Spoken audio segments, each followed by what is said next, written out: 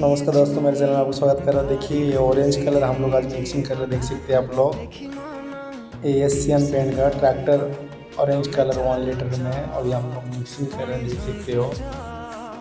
एक एक थोड़ा फॉल सीलिंग का बॉर्डर को मारना है। देखिए थोड़ा पानी उसमें मिलाया, देख सकते हैं आप लोग। एक पानी उसमें मिला दिया और ये पानी उसमें डाल के हाथ से अच्छा से मिलाना है।